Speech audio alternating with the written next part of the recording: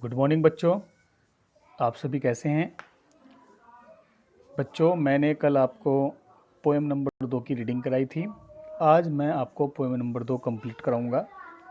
इसमें हम स्टैंजा भी करेंगे जो मैंने आपको भी ग्रुप में भेजा है। पोएम नंबर 2 में जो मैंने आपको 4 पॉइंट पढ़ाए हैं, लिखवाए हैं, तो चारों पॉइंट अपने आप में एक विशेषता लिए हुए हैं। ये पॉइंट किसी न किसी प्रश्न का उत्तर बन जाते हैं। अभी हम बात करते हैं पहले प्रश्न की। तो पहला प्रश्न है, how does the poet describe the classroom in the elementary school. कवि ने प्रश्न पूछा है कि जो कवि है उसने एलिमेंट्री स्कूल के क्लासरूम की कैसे वर्णन कैसे किया है। तो हमने इसमें आपको उत्तर में केवल ये लिखा है कि पॉइंट नंबर 2, अर्थात जो भी पॉइंट नंबर 2 में लिखा था वो आप लोगों ने इसमें लिखना है। इसके बाद क्वेश्चन है कि how does the poet describe the slum children. जो कवि है वह स्लम चिल्ड्रन का कैसे वर्णन करता है। तो स्लम चिल्ड्रन का वर्णन के बारे में हमने पॉइंट नंबर 3 आपको इसमें बताया, वो लिखना है, क्योंकि पॉइंट नंबर 3 में हमने केवल स्लम चिल्ड्रन के बारे में ही वर्णन किया हुआ है। इसके बाद आपका क्वेश्चन नंबर 3 है कि what does the poet want for the children of the slum. कवि जो है वह स्लम यानी झुग्गी झोपड़ी के जो बच्चे हैं उनके लिए क्या चाहता है, क्या चाहता है, उसके लिए हम आपको बता रहे हैं।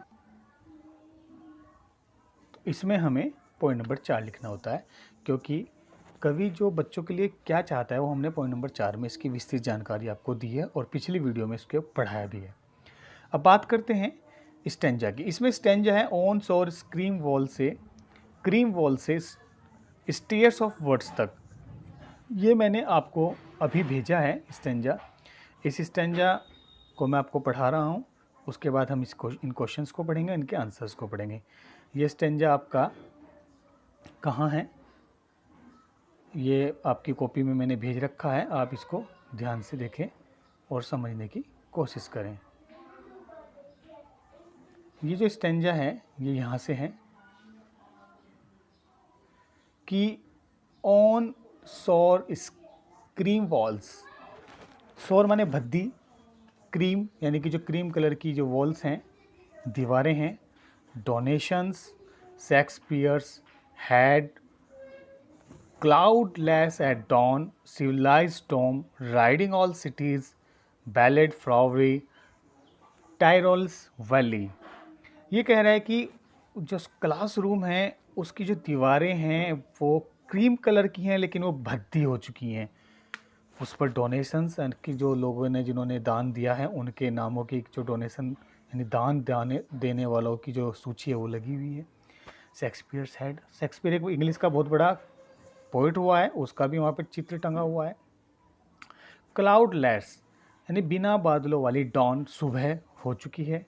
Civilised home riding all cities. ये कह रहा है कि जो सिविलाइज्ड पर्सन हैं वे वहाँ पर शहरों से आते हैं देखने के लिए।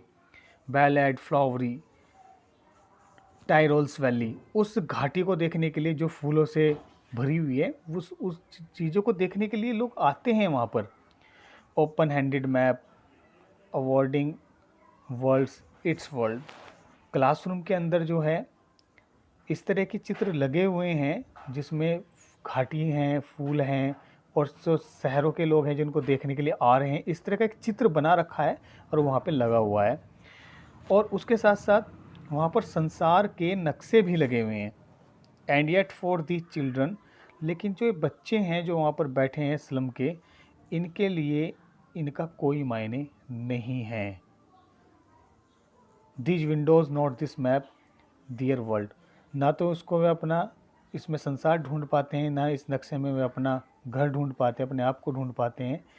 Where all their future painted with a fog, क्योंकि उनका जो फ्यूचर है वो एक धुएं से पेंट किया हुआ है। धुएं का मतलब है धुंध, अर्थात उनका जो फ्यूचर है वो अंधकार में है।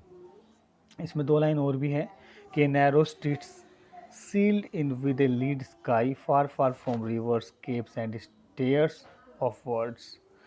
ये कह रहा है कि वहाँ पर नैरो स्ट्रीट हैं, बहुत छोटी छोटी सी गलियाँ हैं जो किस चीज़ से ढकी हुई है? केवल आसमान से, अर्थात कुछ नहीं है, झुग्गी झोपड़ियाँ हैं बस केवल।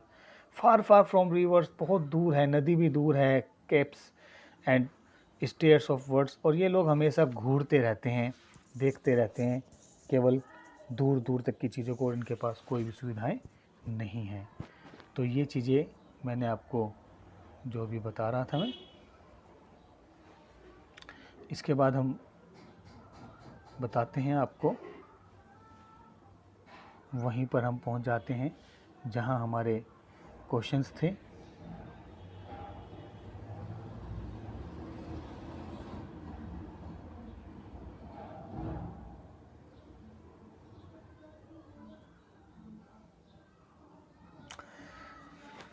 इसके बाद हमारे क्वेश्चन शुरू होते हैं कि पहला क्वेश्चन है कि what is the title of this poem, इस कविता का टाइटल क्या है, and who is the poet of this poem, और इस कविता का कवि कौन है।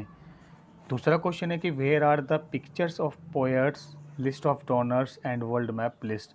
ये कह रहा है कि जो कवियों की तस्वीरें हैं, डोनर्स की जो लिस्ट हैं और जो संसार के नक्शे हैं वो कहाँ पर हैं, और what is the future of these children, इन बच्चों का क्या भविष्य है। ये तीसरा क्वेश्चन है। और चौथा क्वेश्चन है कि where do these children spend their lifes, ये बच्चे अपना समय कहाँ व्यतीत करते हैं। तो हमने इसका पहला आंसर दिया है कि the title of the poem is an elementary school classroom in a world in a slum. कविता का नाम है, टाइटल मतलब नाम है, कि एक एलिमेंट्री स्कूल क्लासरूम, एक प्राथमिक विद्यालय का कक्षा का कमरा, वो भी एक स्लम के, यानी कि झुग्गी झोपड़ी के, और कवि का नाम है स्टीफन स्पेंडर। जो प्रश्न नंबर 2 है उसका उत्तर है जो हमने दिया है, इसमें जो पूछा है प्रश्न नंबर 2 कि where are the pictures of poets, यानी कि कवियों की, डोनर्स की और वर्ल्ड मैप जो है वो कहाँ पर है।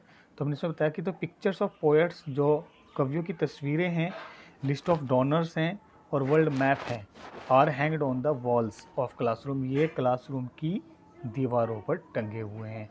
तीसरा क्वेश्चन जैसे पूछा गया था कि what is the future of these children, इन बच्चों का क्या भविष्य है। तो इसका उत्तर हमने दिया है कि the future of these children is uncertain and black, इन बच्चों का जो भविष्य है वो अनिश्चित है और अंधकार में है। और अगला क्वेश्चन है कि बच्चे अपना समय कहाँ व्यतीत करते हैं। तो these children spend their lives in the narrow streets of slum, ये बच्चे अपना जो समय है वह कहाँ व्यतीत करते हैं, स्लम की गलियों में। थैंक यू बच्चों, आपने ये सब चीज़ नोट ध्यान से देखा, इसके लिए आपको थैंक्स।